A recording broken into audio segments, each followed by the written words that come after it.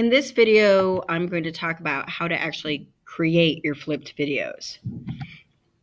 So what we'll talk about is, do you have to appear in the video, some overall advice, how to record from your computer screen, how to record from your iPhone if you have an iPhone, how to record yourself if you actually want to show yourself in the video doing things, interacting with objects, and some sound and microphone advice.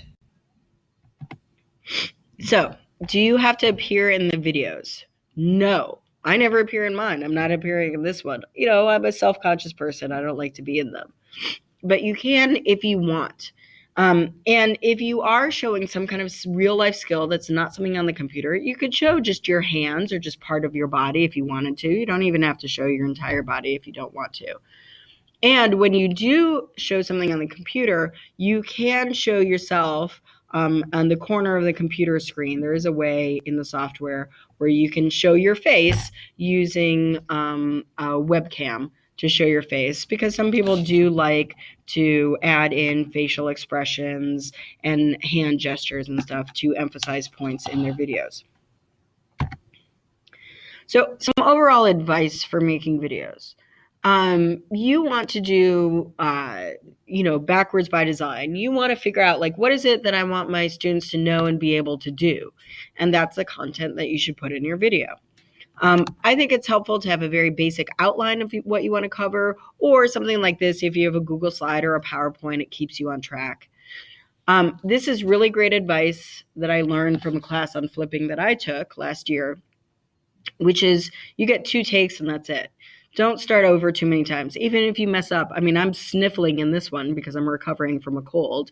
And in my last video, I had to go back a slide to add something in. It's fine. You do not have enough time in the day to make these all, professional, quality, perfect feature film videos. So just like your students bear with you in class when you make a mistake or something else, you can do that in the video. It's fine. You don't have enough time to make it perfect.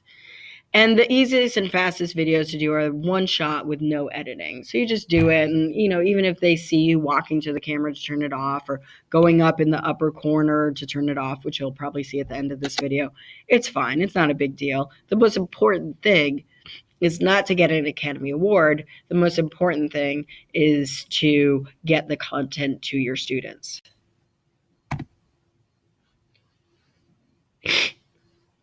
Okay, so the first thing is let's talk about recording your screen.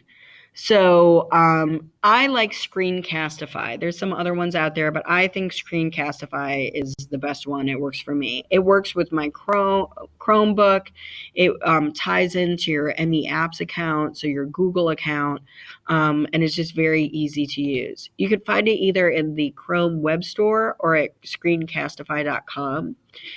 This is a direct link, so if you happen to be looking at my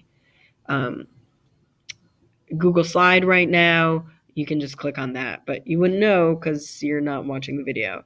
And there's free versus paid accounts. So I'm actually going to exit out of this and show you guys Screencastify. Ooh, no, let's go over here. Screencastify. See how this is not perfect? You see me typing in. It's not that big a deal. You see all my tabs at the top. Who cares?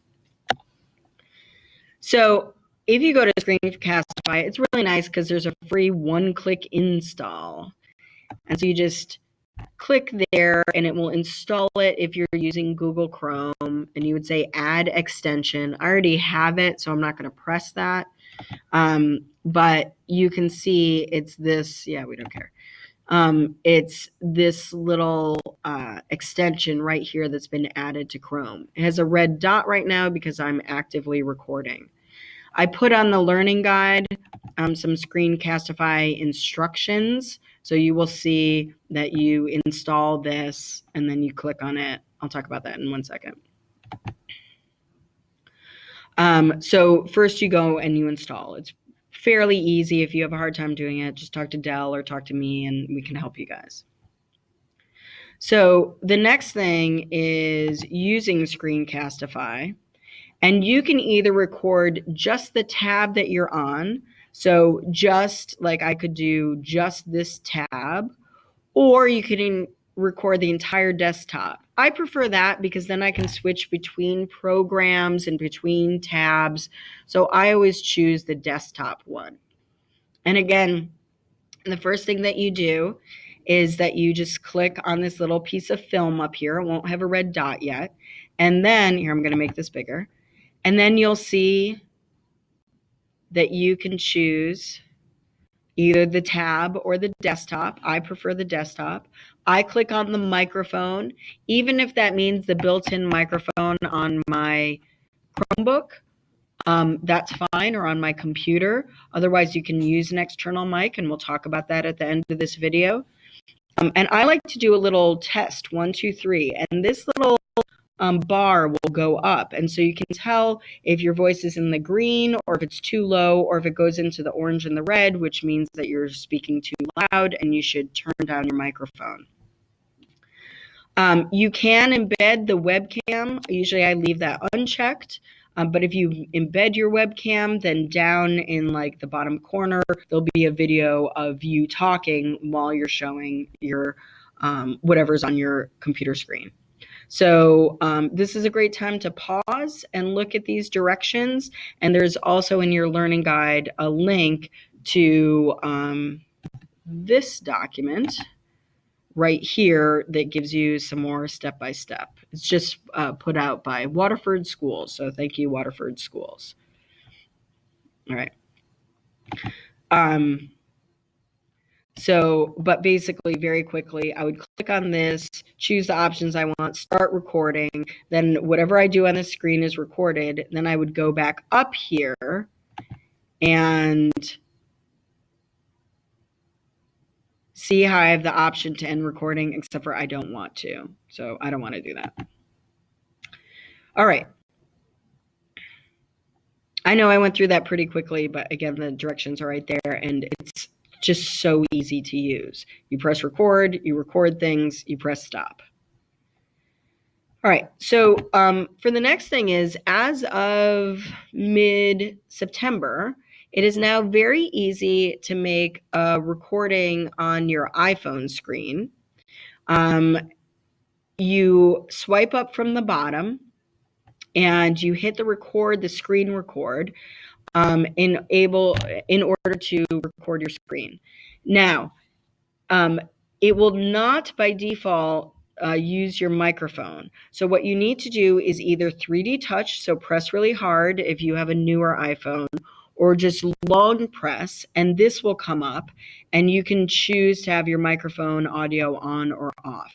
I have a video, it's right here. It's also on your learning guide that brings you through how to make the video on your iPhone. It should also work with newer iPads as well.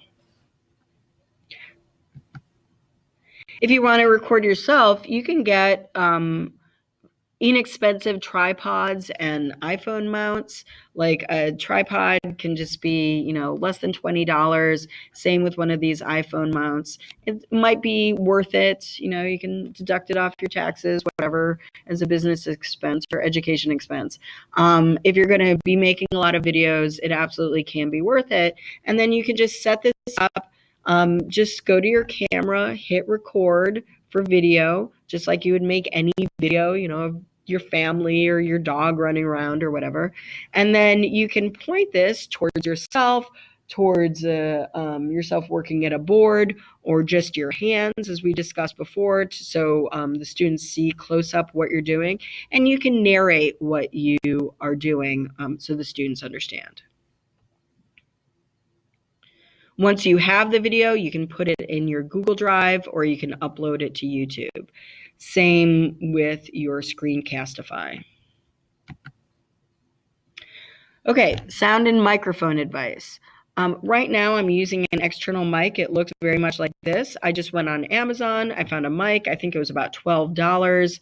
It sticks into my computer, or I can stick it into my phone, and it records the sound, because bad sound kills a video. People will put up with all kinds of bad video, out of focus, shaky, whatever video, but people hate bad sound. So you want to make sure there's no background noises. Be in a nice quiet room when it's not passing period, to minimize the noises, or at home. This kind of mic is called a lavalier mic. So that's, or a lav. So you would just search for lav microphone iPhone or lav microphone computer, and you can get them fairly cheap. And it just makes it so that the microphone is much closer to you. You just clip it to your clothes, to your collar or something, and you're just going to get a better and more clear recording of your voice. So this is one of those times where I said videos don't have to be perfect. I just want to go back to Screencastify and talk about how there's actually a free versus paid account. And so if we go to Screencastify, there's a free account